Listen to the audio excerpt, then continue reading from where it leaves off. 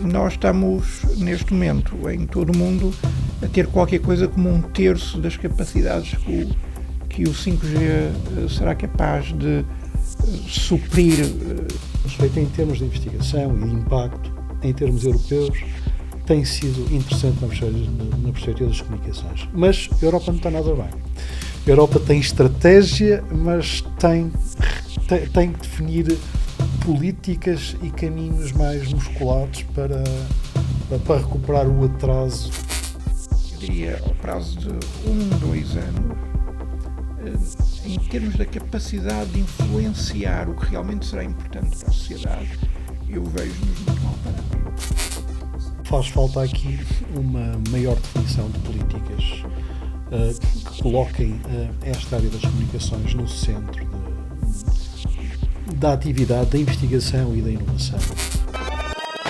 Ok. Contribuir para uma sociedade mais informada é o nosso objetivo. Da revista para o podcast, este é o Inesctec Ciência e Sociedade. Em cada episódio teremos a participação de especialistas das várias áreas da ciência. Alguns deles, investigadores do Inesctec, muitos de outras instituições. Vamos embarcar juntos.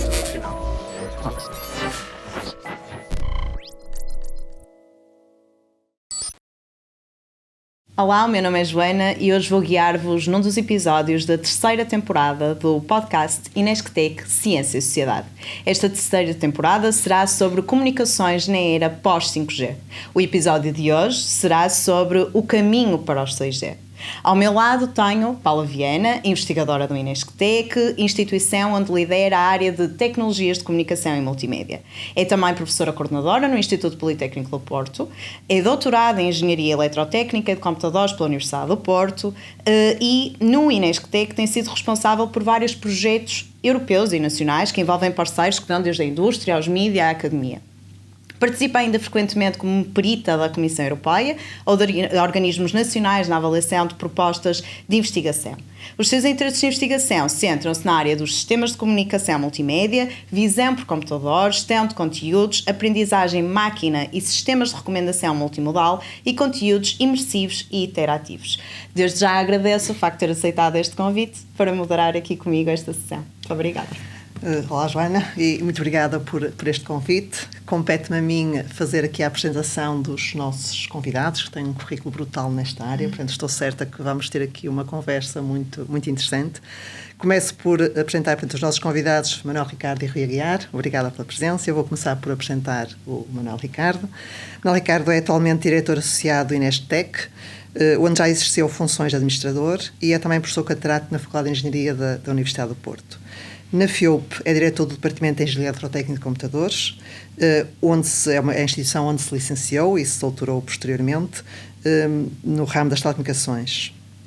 O Rui Aguiar, que nos acompanha também aqui nesta conversa, é responsável pela área de redes e serviços do Instituto de Telecomunicações, é professor catedrático na Universidade de Aveiro, no Departamento de Eletrónica, Telecomunicações e Informática. Foi na Universidade de Aveiro que se licenciou e doutorou também, primeiro em Engenharia de Telecomunicações e depois em Engenharia Eletrotécnica.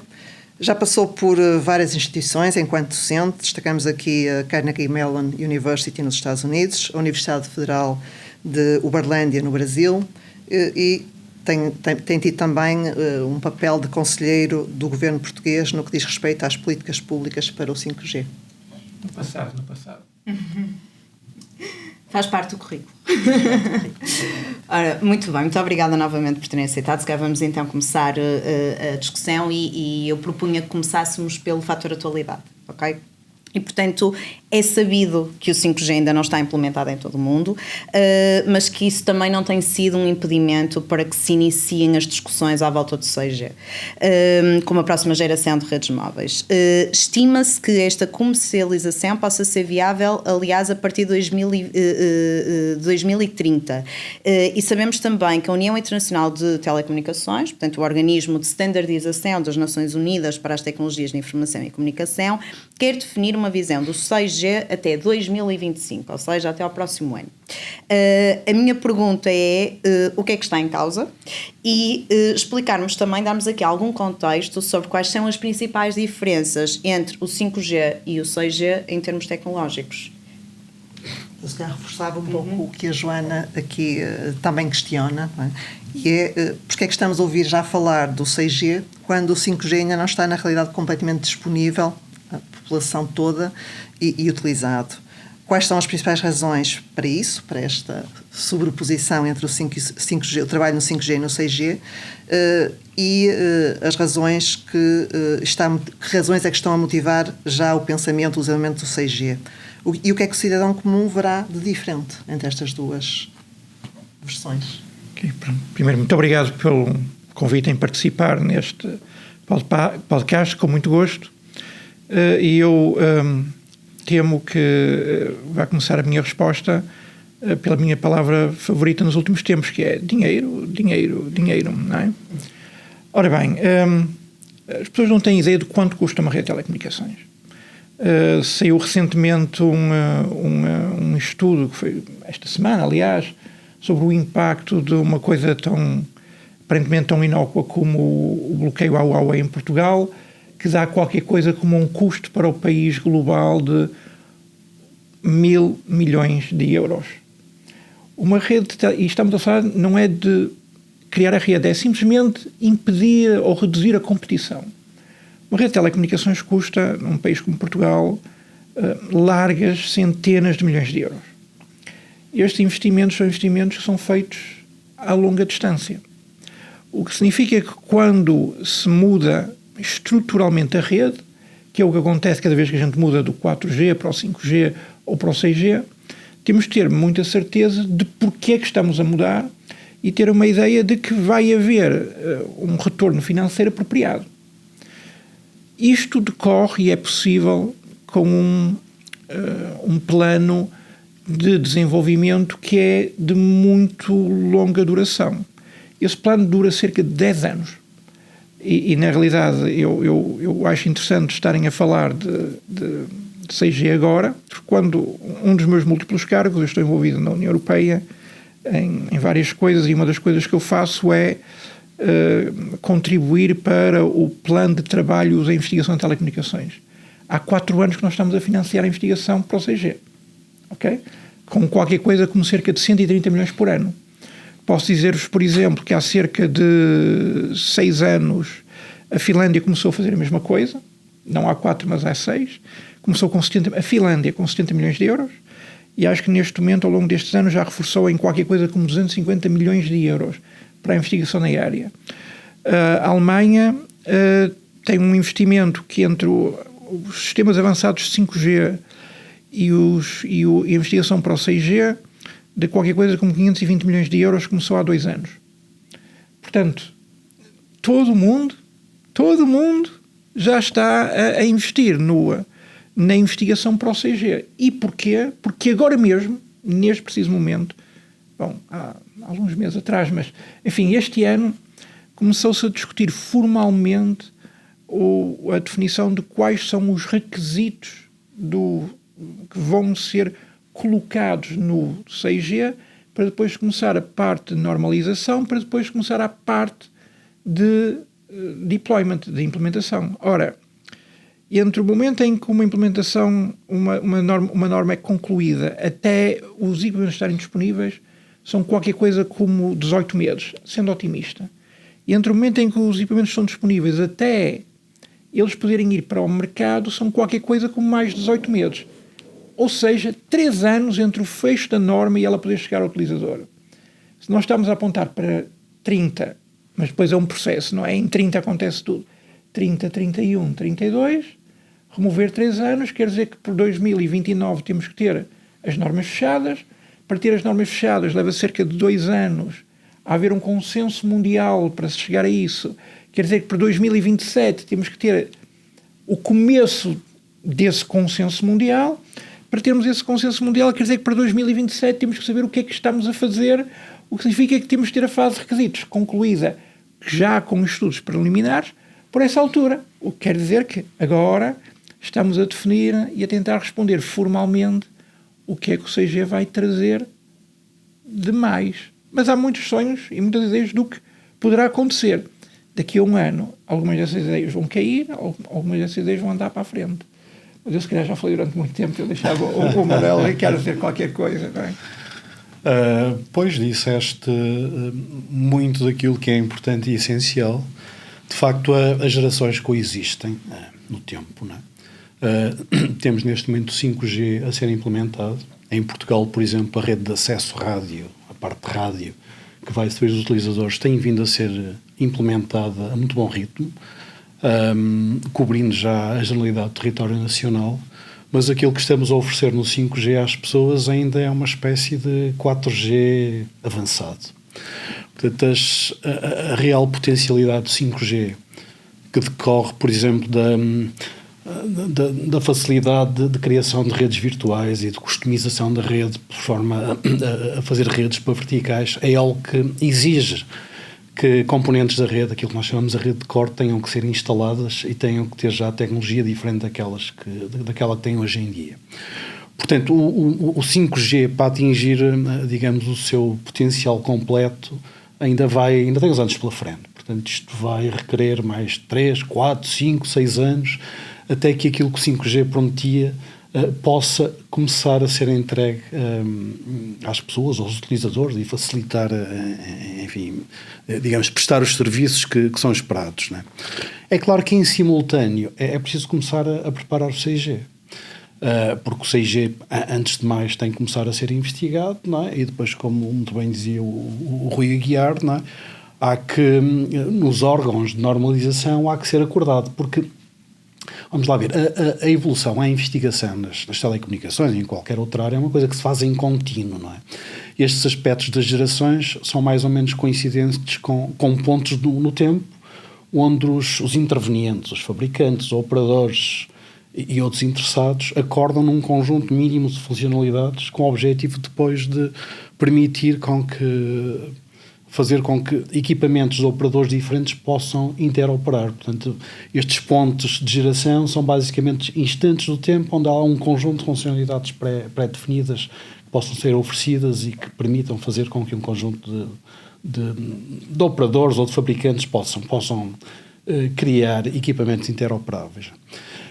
Portanto, o 6G começou a ser pensado, muito bem, como dizia aqui o Rui Aguiar, em programas de investigação na Finlândia, na Europa também.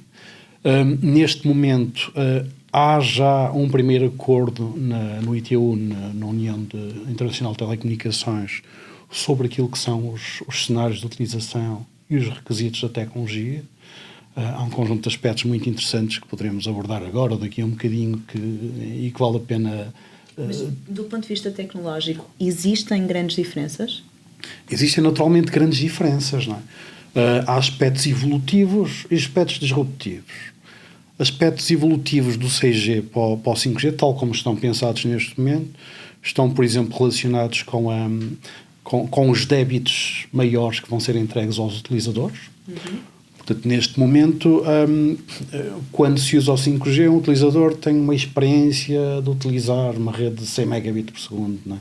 Espera-se que isto seja multiplicado por 5 para o 6G. Okay. A capacidade de fazer redes mais rápidas, capazes de suportar, por exemplo, aplicações como a robótica, carros autónomos, digital twins, também vai melhorar. Neste momento nós estamos com atrasos previsíveis para a rede de acesso, que é aquela rede que está mais próximo das antenas, não é? Na ordem dos 10 milissegundos, para ver se isto venha para baixo do milissegundo. Não é?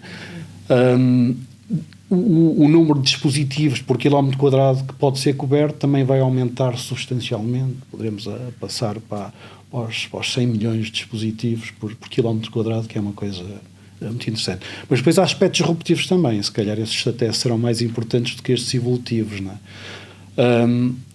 Que têm a ver, antes de mais, e para mim a grande disrupção tem a ver com a sensorização. Atualmente as redes de telecomunicações são usadas sobretudo para fazer comunicações, não é? O que se está a pensar no 6G é usar a infraestrutura rádio que está montada para comunicações para fazer também sensorização e para funcionar como se fosse uma espécie de radar distribuído que há de permitir fazer com que os operadores de telecomunicações tenham uma percepção muito realista do ambiente que rodeia a infraestrutura de comunicações. Isto vai ser uma revolução muito grande. Isso pode, presumo, desculpa interromper, pode ter aplicações, não só a nível terrestre, mas também, por exemplo, no fundo do mar. Nós já temos tido alguns projetos de investigação também nessa área, ou não é disso que estamos a falar? Não é exatamente isso, sendo que essa é uma área também disruptiva. O que estamos aqui a falar é na capacidade das antenas começarem a perceber exatamente tudo que está à volta. Okay. E o operador de telecomunicações, para além de dar comunicações, ter também informação muito detalhada sobre os objetos, o ambiente, os prédios, os carros que rodeiam as antenas. Isto faz com que as aplicações que vão ser construídas possam ter acesso a toda esta informação, não só das comunicações, mas também da informação sobre o ambiente que rodeia as antenas.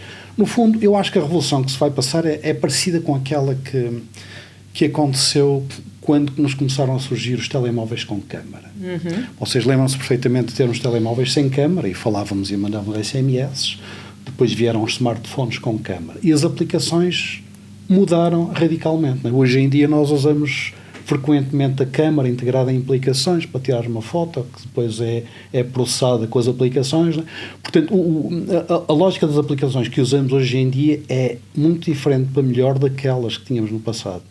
O que se vai passar aqui vai ser algo equivalente, que é aplicações que podem vir a ser desenvolvidas, que têm acesso não só a uma rede de comunicações muito rápida, mas também acesso a toda a informação que rodeia as pessoas que estão a comunicar. Mas isso... Desculpa. Acho que é um ponto que vai levantar a questão. Eu acho que a nossa questão vai... Não estamos aqui a entrar em questões de privacidade. Exatamente. Isso não vai ser um problema que vai afastar os potenciais utilizadores ou torná-los apreensivos em relação a essa tecnologia. Eu estava a ouvir o Manuel Ricardo e estava a pensar, isto é mesmo engenheiro a falar, Então deixem-me tentar endereçar isto, mas também mencionar uma ou duas coisas. Em primeiro lugar, todo este conceito de que temos aspectos evolutivos e disruptivos, eu não tenho a certeza, Manuel Ricardo, que o 6G seja uma coisa tão disruptiva como o que pensamos, ou como tem sido tradicional, por duas razões. Uma é pelo atraso no rollout do 5G. O 5G, como o Ricardo acabou de dizer, ainda já começa a não ser, mas nós estamos, neste momento, em todo o mundo, a ter qualquer coisa como 1/3 das capacidades que o 5G será capaz de suprir e, portanto, 1/3 do tipo de cenários que o 5G é capaz de suportar. Seria também interessante pensarmos, dar uns exemplos, como o Ricardo também já referiu, desses cenários, porque eu penso que a população em geral se calhar não consegue perceber quais são esses cenários. Eu dou 1 ou 2 cenários. Por exemplo, colocar sensores de incêndios em toda a Serra dos Gerês. Isto é um exemplo típico que o 5G poderá suportar, não hoje, mas seria um exemplo tradicional para as redes 5G. Um outro exemplo tradicional, já que estamos aqui no Porto, é estar no estádio das Antas e poder falar ao telefone toda a gente ao mesmo tempo. Coisa que também não conseguimos neste momento. Okay? Ou ainda um outro tipo de cenário muito mais simples, prende-se com a existência de capacidade de operação remota de equipamentos. Por exemplo, num porto estar a operar os guindastes. Isso nós conseguimos fazer hoje com condições desenhadas à partida. A questão que acontecerá quando tivermos o 5G total é que seremos capazes de dizer: eu quero comandar uma máquina agora, e a rede, independentemente de ter sido desenhada de propósito ou não, vai ser capaz de me fazer isso.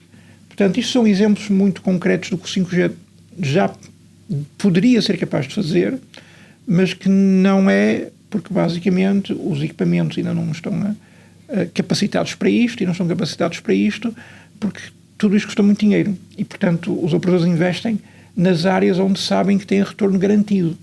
Okay? Mas o facto é que se espera que este tipo de capacidades vá sendo cada vez mais disponibilizada nas diferentes redes. O que quer dizer que quando chegarmos ao 6G, nós vamos estar num processo que a forma como vamos viver ou como estamos a vivê-lo é de uma melhoria constante de novas características da rede. E o meu feeling é que quando chegarmos ao 6G vai ser mais um outro ponto numa melhoria constante das condições da rede. Não vai ser algo tão radical como nós normalmente associamos. A questão do sensing. Já agora, antes de mencionar só o sensing, porque penso que vai abrir uma porta diferente, há mais duas áreas que penso que o 6G vai trazer alguma mudança. E uma que eu penso que está a acontecer e vai acontecer até antes do 6G, uma é a capacidade de se falar em qualquer sítio. E por qualquer sítio eu posso me estar a referir no meio do mar, ou estar não debaixo d'água, mas no meio do mar ou de um avião. Se repararem, as tendências hoje em dia são cada vez mais das comunicações dentro dos aviões serem facilitadas. Com o 6G, penso que haverá um salto muito grande a esse nível, mas nós já estamos a ver neste momento o que está a passar com muitos operadores que estão a começar a disponibilizar comunicações via satélite nos telemóveis e, portanto, se eu estiver no mar, falo via satélite. Os custos que isto vai ter na altura, vamos ver, mas pronto. Isto é um aspecto. Outro aspecto onde eu penso que será importante é que o 6G, suportando tudo isto, cada vez mais deverá ter um consumo energético da ordem do 5G. O que eu quero dizer com isto? Que a pressão para a eficiência energética do 6G é muito elevada. O que, se tudo correr bem, nós vamos acabar por conseguir tendo muito mais coisas, mantendo essencialmente a energia que temos. Porque senão o custo em termos de energia e de sustentabilidade dos equipamentos tornará-se cada vez mais incomportável e não temos que chamar a atenção de porque isso acontece. A questão da sensorização. Aquilo que o Manuel Ricardo estava a falar é um palavrão que nós na área chamamos Joint Communication and Sensing, okay? E é um derivado de uma necessidade de eficiência. E é muito fácil de explicar o que isto quer dizer. Quando temos uma antena, estão fartos de ver a antena vai falar para milhares de pessoas. O que quer dizer que a forma como se pensa é aquele tipo de ondinha, não é? A onda propaga-se numa grande área. Isso significa que eu tenho uma dada energia que estou a desperdiçar num conjunto de áreas muito grandes. Bom, se em vez de mandar numa grande área eu fosse capaz de dirigir as minhas ondas para as pessoas, naquele instante, a energia que ia chegar àquela pessoa, em vez de estar distribuída por pessoas que não estão a usá-la, era maior. E isto é uma das formas de aumentar a eficiência energética. Em vez de estar a falar sempre para todos já estão a ouvir ao mesmo tempo, mas só um é que está a falar, eu falo com um, falo com outro, falo com um terceiro, falo com um quarto e mudo isto muito depressa. E cada uma das vezes foco onde estou a falar. Para ser capaz de focar, também significa que em cada um dos casos eu vou ter um canal rádio que é diferente e que vai variar. Eu junto isto tudo e tenho em cada ponto para o qual estou a comunicar estas variações geográficas e no tempo e de repente comecei a perceber o que se passa à minha volta. Posso dizer-vos que já estive em demonstrações no qual a piada era uma coisinha que dizia 6G de metal, puseram aquilo numa caixa de plástico e, bom, agora quero ver. Passado um bocado eu estava a ver o 6G a aparecer num ecrã. Levou cerca de 45, 50 segundos. Okay? Estas tecnologias nós já sabemos que as podemos fazer e sabemos como é que elas vão acontecer. E sabemos que para o funcionamento intrínseco da tecnologia 6G, em particular para todos estes aspectos de sustentabilidade energética, elas vão ter que fazer algo deste género. Isto é um problema muito diferente do salto que o Manuel Ricardo fez, dizer que as pessoas vão ser capazes de aceder a isto. Porque aí entramos num conjunto de discussões quanto à legalidade, de que forma, até que ponto é que essa informação poderá ser acessível ou não, regulamentada por quem, com que tipo de interfaces. Nada desta discussão foi feita até agora. Ou seja, aqui a disrupção para o 6G poderá não ser propriamente nas funcionalidades que eu, utilizador final, vou ver, mas nessas questões de sustentabilidade que vão permitir fornecer um conjunto de serviços de forma mais eficiente e com essa preocupação energética. Mas aquilo que eu acabou de dizer é a dualidade da evolução das redes de telecomunicações. As redes de telecomunicações evoluem para dois aspectos. Um, para melhorar a eficiência, isto é, o custo da sua operação.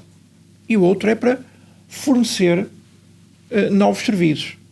Olhando para isto de uma forma muito básica, é receber mais dinheiro e reduzir os custos. São os dois fatores que existem e é isso que faz com que as redes de telecomunicações evoluam.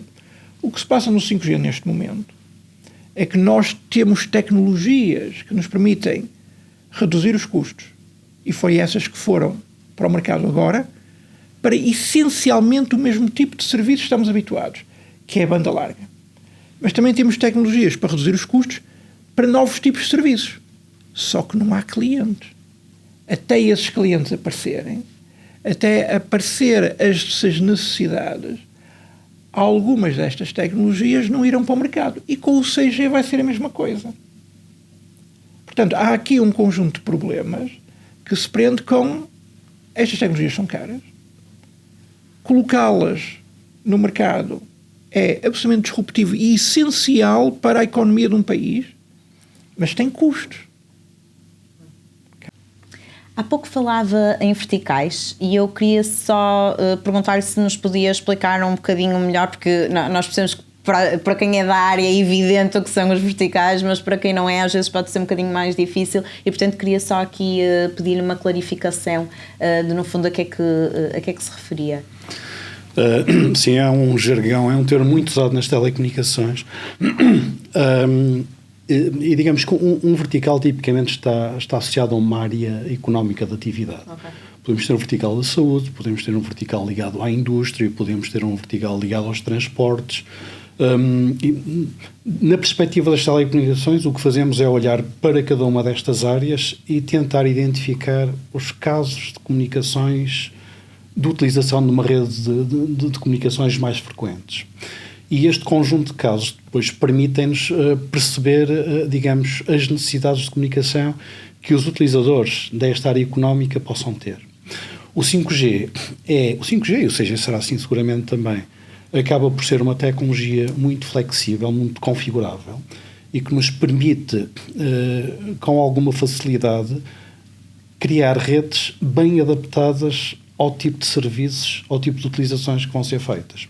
Portanto, quando falamos em verticais, na prática estamos a falar na caracterização de um conjunto de casos de utilização que vão servir para identificar redes, que são uma espécie de redes virtuais, que vão ser feitas à medida dos atores, das pessoas que intervêm nesta área económica e, portanto, as redes ficam configuradas, ficam dedicadas, ficam feitas por forma a servir da melhor forma possível,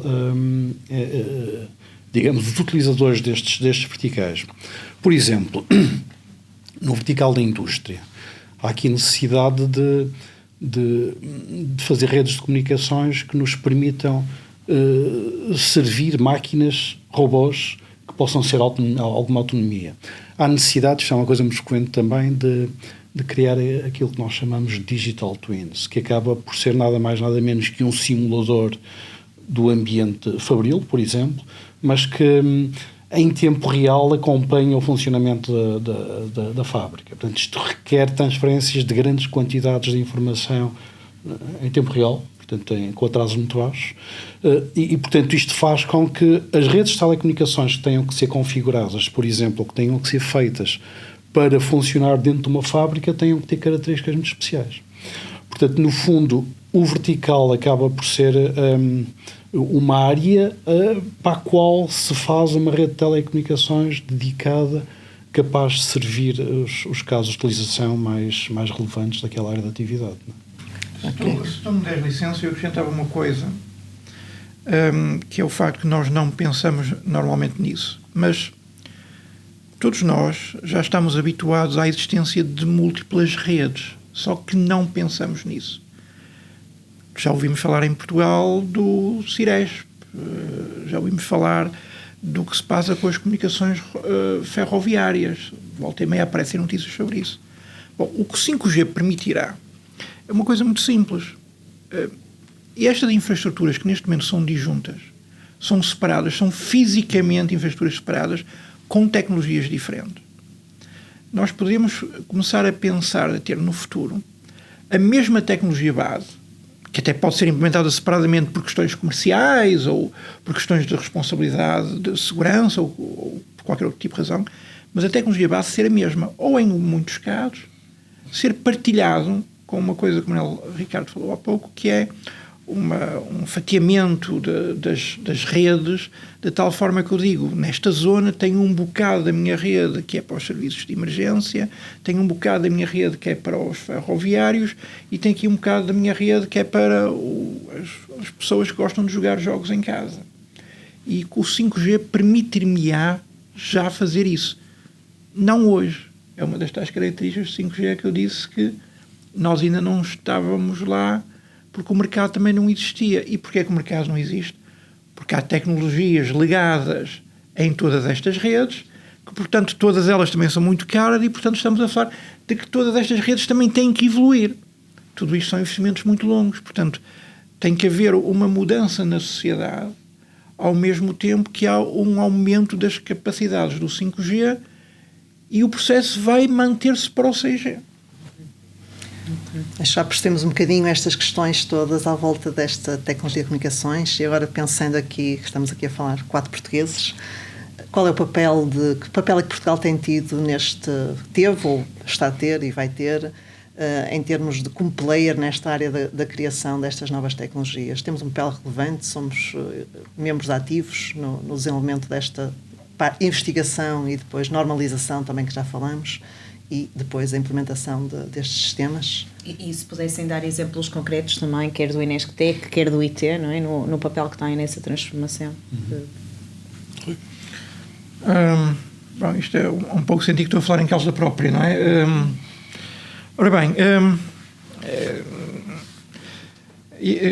Portugal não é, ao contrário acho que nós portugueses temos muita tendência de ou somos os melhores do mundo ou somos uns miseráveis. Eu diria que Portugal está muito confortável atendendo à sua dimensão. Não temos o dinheiro de uns alemães, ou nem mesmo de uns finlandeses, ou de uns franceses. É melhor não continuar, não temos dinheiro de muitas outras pessoas. O que quer dizer que a nossa capacidade de influência é associada às verbas que temos em Portugal e à nossa capacidade de competir em termos internacionais. Eu acho que aí não estamos mal para a nossa dimensão.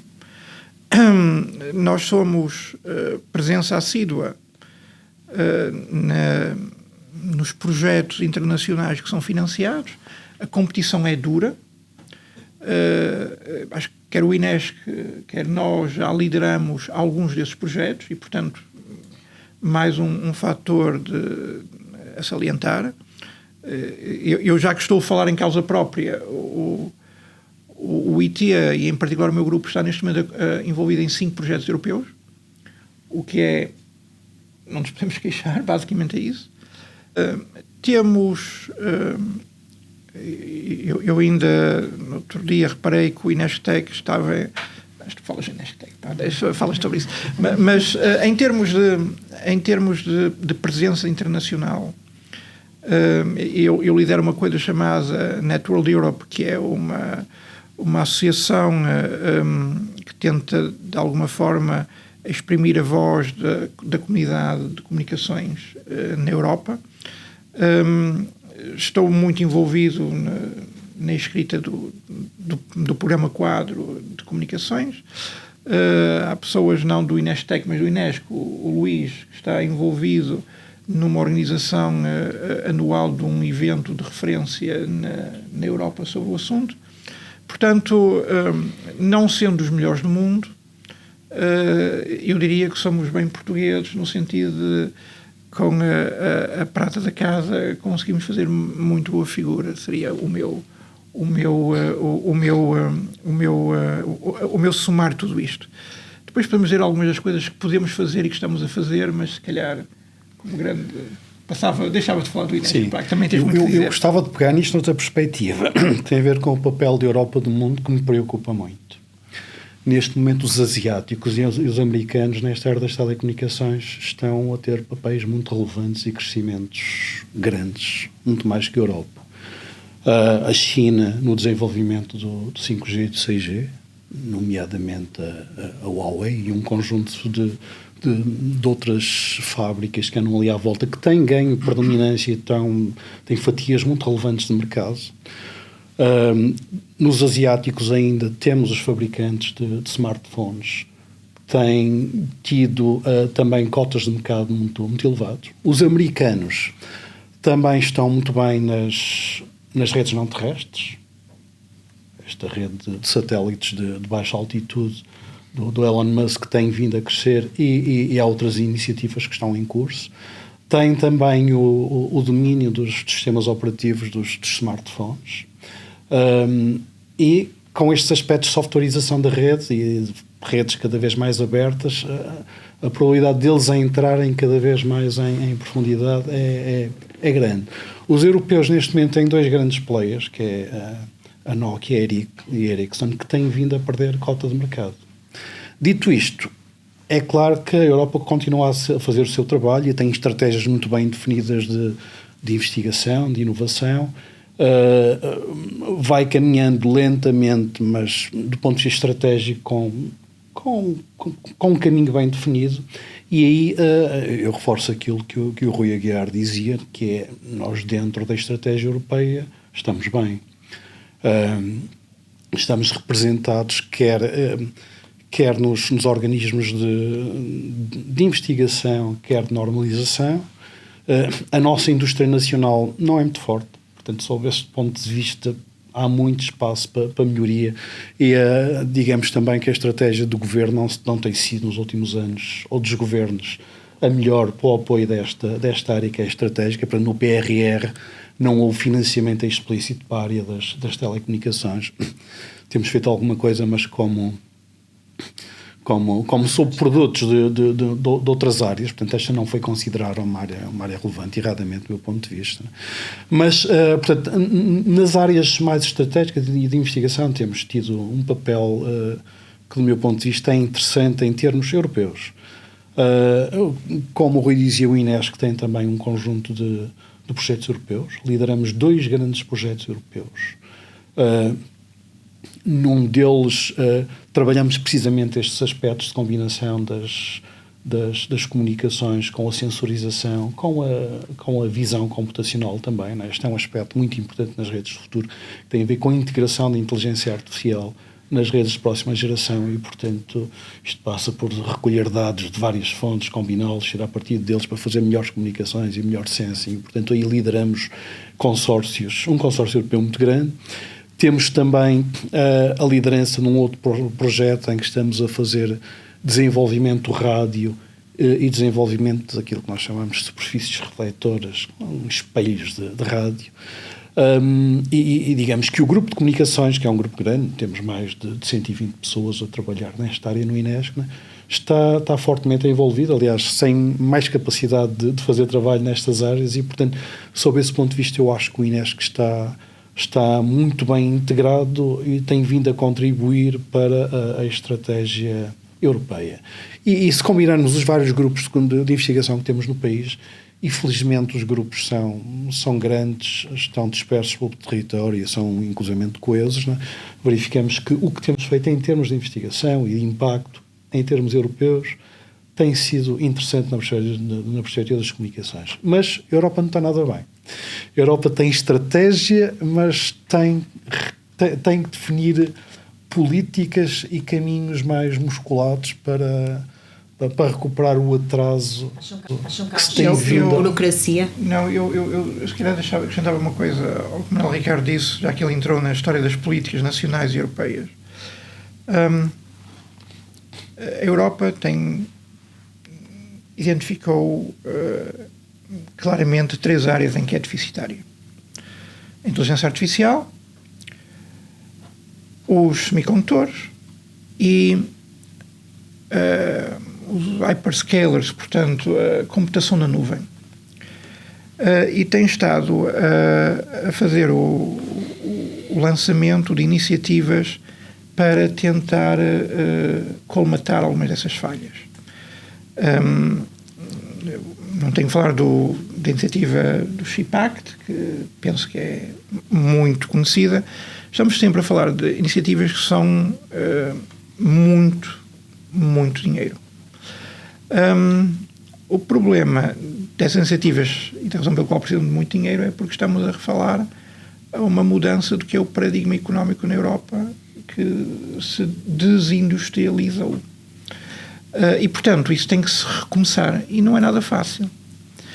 Mas um problema que eu vejo neste momento é que, devido aos problemas que existem do aumento do orçamento da União Europeia, está a começar a haver uma tendência na criação de uma coisa chamada projetos europeus de interesse comum, que tem um modelo de financiamento diferente, que é os Estados-membros financiam. Não sai do orçamento da Comissão, mas os Estados-membros financiam e a Comissão faz a cola de harmonização dos mesmos. O problema que esta estratégia tem, adivinhem que país do sul da Europa não está a ser envolvido ou não se tem envolvido nesses projetos.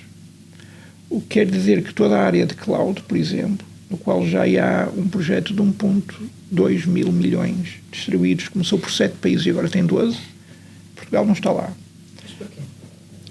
A frase inicial foi: os países têm que meter o dinheiro. Não, certo, foi por aí que eu comecei.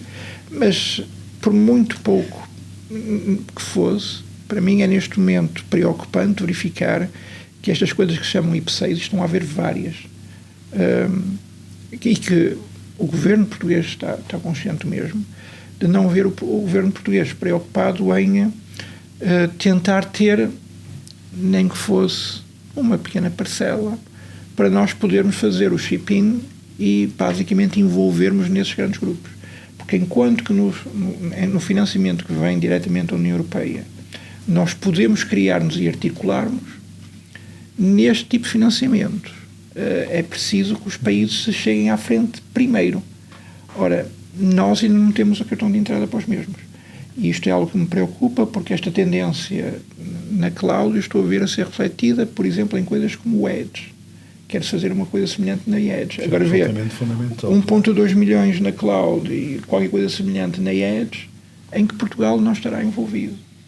Portanto, por muito boa que seja a nossa investigação, eu diria, ao prazo de 2 anos, em termos da capacidade de influenciar o que realmente será importante para a sociedade, eu vejo-nos muito mal parados. Ou seja, falta-nos aqui, mais do que poder de investigação e capacidade de investigação, falta-nos essa questão de conseguir influenciar as decisões políticas nesse sentido. Em muito sítio é preciso comprar a ficha de entrada, que nós não estamos a declarar. E já agora, desculpem, eu penso que a sociedade não percebe o trabalho que instituições como o INESC e o ITE têm feito no sentido de facilitar a adesão às novas tecnologias. Porque muito que a gente faz não é só investigação, digamos, em abstrato, mas é também investigação e desenvolvimento aplicado com as empresas.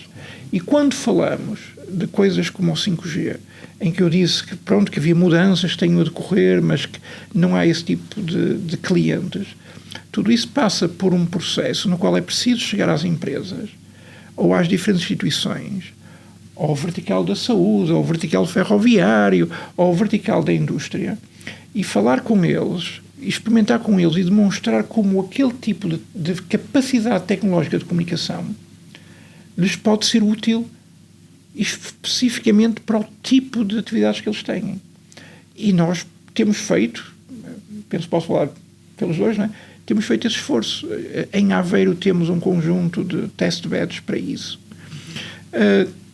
nós inclusive, eu acho que vocês não têm este tipo de projeto, mas nós inclusive temos em Aveiro projetos nos quais temos financiamento para as empresas poderem experimentar tecnologias avançadas nas nossas infraestruturas. Não é? Isto é uma raridade, uma instituição de investigação dizer assim, nós até temos financiamento para ajudar as empresas nacionais a fazerem isto. E, portanto, há um trabalho muito grande a ser feito sobre isso. Há um trabalho muito grande que temos feito e que vai continuar a ser preciso fazer. Estando fora destas novas dimensões de financiamento, obviamente que não teremos capacidade de ajudar a transição da sociedade portuguesa para todas essas novas tecnologias. Porque não teremos acesso às mesmas para poder fazer esse papel de facilitador. Claro. Okay? Não sei se queres dizer alguma coisa sobre isto, mas... Pois é, quer dizer, no fundo é voltar ao assunto que já tinha aqui discutido. De facto, faz falta aqui uma maior definição de políticas que coloquem esta área das comunicações no centro da atividade, da investigação e da inovação. Na realidade, as comunicações estão em todos esses verticais que vocês têm. São vitais isso, a qualquer área. As comunicações são potenciadoras de todas estas atividades. Por exemplo, a sustentabilidade que muito se fala. A sustentabilidade é promovida antes de mais se a gente fizer medidas, se fizer sensorização de tudo que tem que ser medido, depois com base nessa informação tomar decisões. As telecomunicações nos últimos anos têm criado N versões de sistemas de comunicações perfeitamente adequadas às comunicações provenientes destes sensores. Não é? Portanto, temos o Narrowband IoT, temos as redes 5G dedicadas à sensorização, temos redes 5G que servem para fazer o controle das redes elétricas de energia.